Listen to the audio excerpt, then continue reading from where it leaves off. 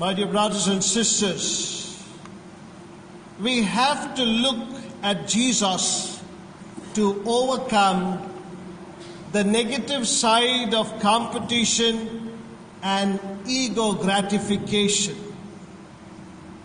Why? Because our very sadness stems from our striving for our ego gratification. We can start thinking about happiness that depends on achieving many things, some sort of superiority that takes place in us when we start doing things almost like a competition. Like, among the priests we say, I blessed, 150 marriages so far. And the other priest will say, I blessed almost 500. And then somebody will say, how many burials I blessed, how many baptisms I did. We all take that ego gratification. And finally, it brings sadness to each and every one of us. Now, looking at that aspect, competition is not bad in itself. You have competition, and today, without competition, you cannot live in this world for sure. And you must be careful. It is not good for one's happiness that you have this ego gratification. Sometimes it blows off your self-esteem and your whole world comes crashing down. Why? Because of my ego gratification. Fortunately, my dear brothers and sisters, pleasure and ego gratification are the first levels of happiness. Pleasure and ego gratification. It brings a lot of happiness. But the third level is necessary. The third level is service, where I do some service and I'm happy doing this service, maybe as an activist, maybe as one who like to do some service with all my activities, with all my responsibilities, with all my earnings. I do some service. But doing that, the fourth level is very important. And the fourth level is seeking ultimate truth, beauty, and goodness. This is what Jesus is telling us in today's gospel reading when he says to his apostles who come back after they do a wonderful job. Because last week, you remember, he sent them out with all these instructions possible. And they came back and said, we did this work, we did this, we seen Satan being destroyed. We were preaching as though we came out of the St. Xavier's Theological College from US. And they were so happy. But Jesus said, listen, ego gratification now. And your success is really wonderful. But the fourth level, the ultimate, is important. Let us withdraw ourselves. Let us go back to what we are. Let us make something happen. When we have given ourselves, there is some emptiness in us. Therefore, Jesus says, let us go to a lonely place and be for ourselves. In other words, come. Jesus says, come. I know you are tired. This whole week you did a wonderful job. You did a wonderful job of doing a shopping for your wife, for your family. You have done a wonderful job of cleaning. You did all this possible. I'm happy about it. But now the fourth level is withdraw yourself. And he says we could be by ourselves. And they found themselves alone in that ultimate happiness. That happiness we cannot count because it's just like that. Why? Because you get refreshed when you come back to yourself. Many of us, we do a wonderful job, but we don't come back to ourselves. When you come back to yourself, you find God. You need not go to God. You need not search for God. When you do wonderful work for your family, for yourself, for all the responsibilities that you have, remember, come back to yourself. God is there. And he says, wonderful job.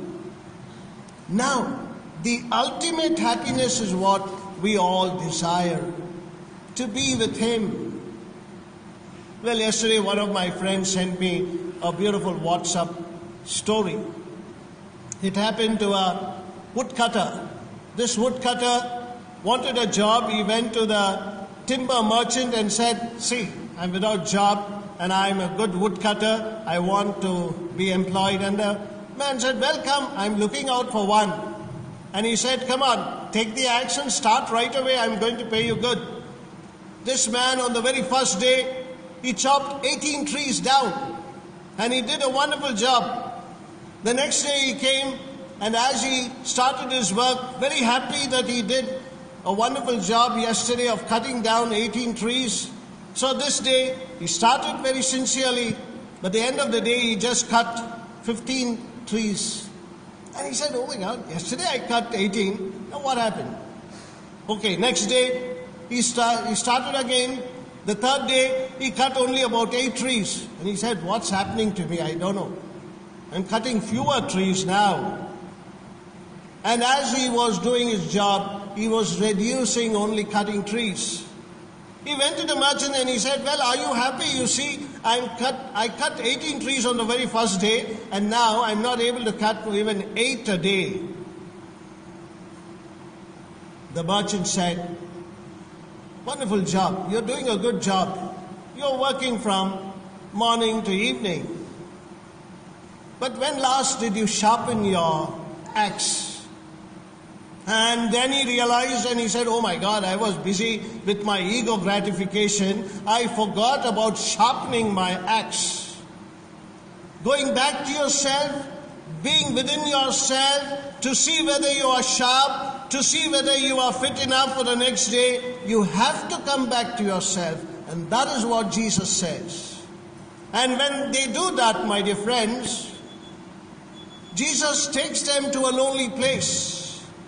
And he takes them across the Lake Galilee to another place, to a lonely place. Now look at people who are enlightened. People who are enlightened is important for us. You and I should look up to people who are enlightened because they see Jesus and his apostles enlightened.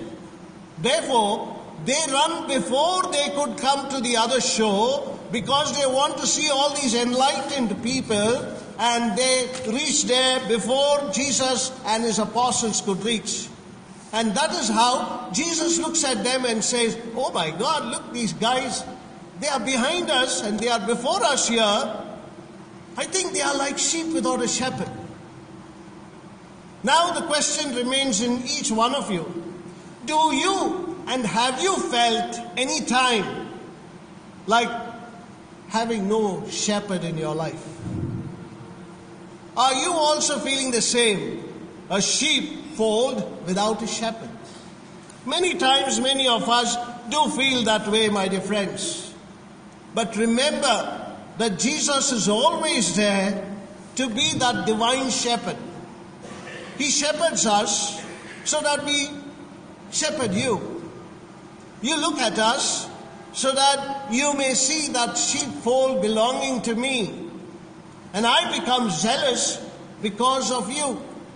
And I find meaning in my ministry because God has entrusted me to do this work.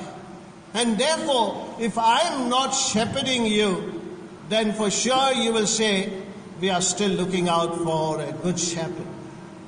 My dear friends, we should be sure about one thing.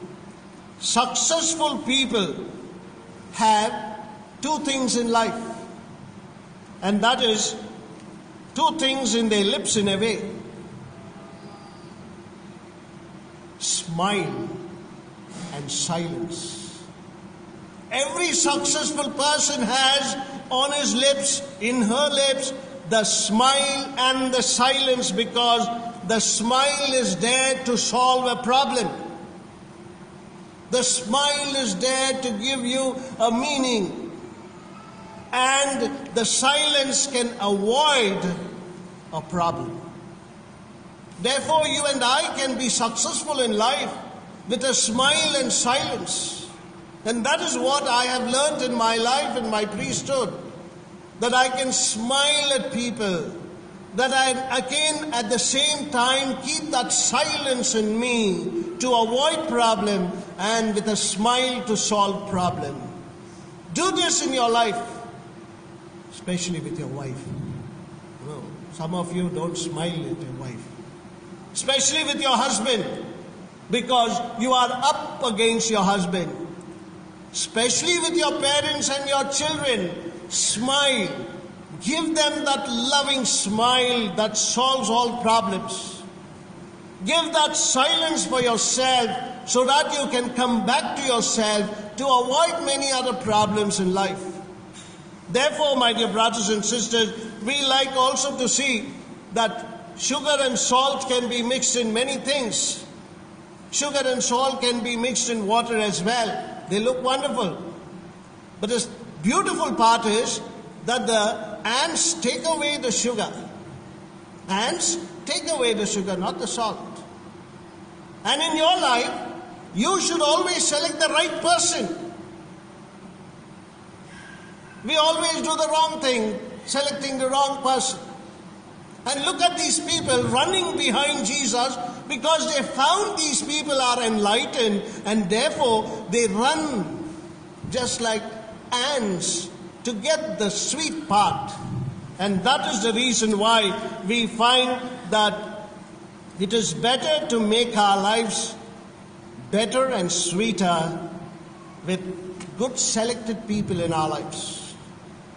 Another important aspect that we see in today's gospel reading, my dear friends, is if you and I fail to achieve something, because I'm speaking about all successful things, if you and I are failing in our achievements, maybe in our dreams, all that you have to do is change your ways, not your God.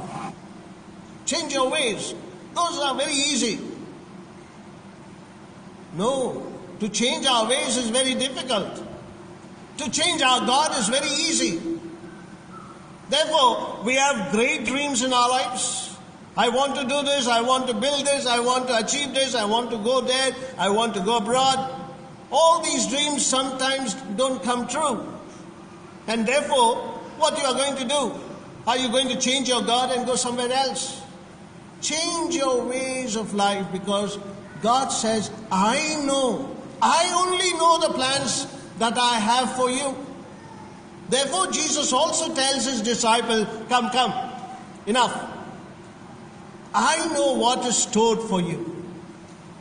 They all withdraw themselves from their ministry and they are with Jesus Christ. And therefore, my dear brothers and sisters, remember, the trees change their leaves, but not their roots. The trees change their leaves, but not their roots. You and I are rooted in Christ. Therefore, because something is not happening, I'm not going to change my God in whom I have taken roots. But I will change my ways. And look at the disciples.